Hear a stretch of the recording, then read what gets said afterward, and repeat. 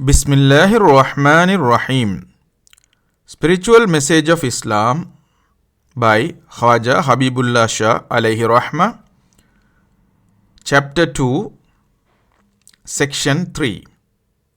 Duties of a disciple and importance of a guide. Every disciple has to adhere strictly in the laws of Shariat. He has to concentrate on and engage himself in mushahada, meditation, and zikr, cognition.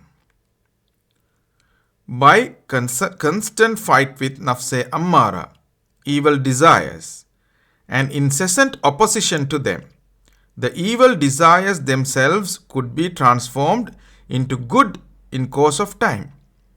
In this continuous fight of the disciple has to refresh himself now and then with the Shaykh's instructions, this war continues. This war against the evil desires has to be continued forever.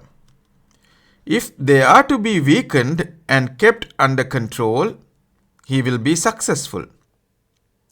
Let it be remembered that a disciple should be meek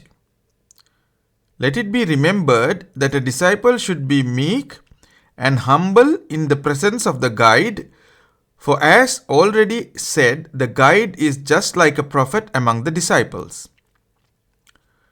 The murid's only object is to seek and achieve the advancement of his spiritual life in this world and salvation of his life after death. He should give due respect to the Shaykh, not only in the presence, but also in his absence. He should follow the Sharia and guard against the evil influences of those who mislead people, and by not following the Sharia. He should also avoid the company of those who are absorbed in Godhead. That means majzoob. He should also avoid the company of the majzoobs and do not possess their senses and lose their identity and utility in this world. Such persons cannot guide anyone. Majzoobs are incapable of guiding anyone.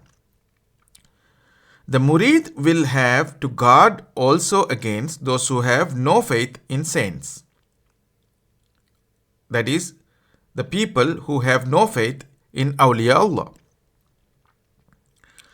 Though the Shaykh may be in the West, he can very often be aware of the state of mind of his murid who is in the East. The guide most possesses at least kashfe qulub, reading the mind of the murid. If he does not have that capacity, it is haram, forbidden for him to be a murshid. The spiritual influence of the murshid on the murid remains the same even when they are far apart.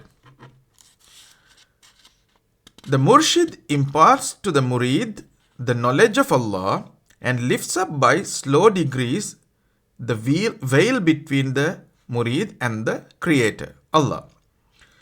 This he does by way of kashf, spiritual discernments. That is, opening the inner eye by which the murid can see into the inner realm, inner man, alame mithal. The murid, through the enlightenment of the guide, sees that there is no one in the world with the power and wisdom but Allah Himself. The one who sees, hears, talks, gives, takes and keeps is Allah Himself. In the presence of the murshid, the murid attains fana, annihilation, in Allah, speedily, which years and centuries will take without the presence of the murshid.